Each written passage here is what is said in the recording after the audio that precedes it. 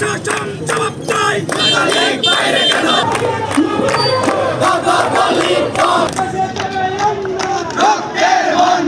ইতিমধ্যে লক্ষ্য করেছেন নিষিদ্ধ সংগঠন ছাত্রলীগ জামালপুরে একটি মিছিল করেছে এবং প্রশাসন এখন পর্যন্ত কাউকে গ্রেপ্তার করতে পারেনি। প্রশাসনের নীরব ভূমিকা দেখে আজকে ছাত্র সমাজ মাঠে নেমে এসেছে।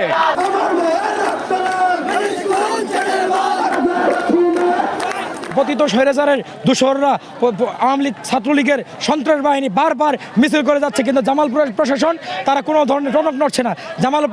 জামালপুরের প্রশাসন কোনোভাবে গ্রেপ্তার আওতায় নিয়ে আসতে পারছে না, ধরছে সাধারণ মানুষদের, সাধারণ কর্মীদের। কিন্তু আওয়ামী লীগের গুন্ডা যারা, আওয়ামী লীগের সন্ত্রাস, আওয়ামী লীগে যারা রাজত্ব করছে তাদেরকে তারা আইনের আওতায় নিয়ে আসতে পারছে না।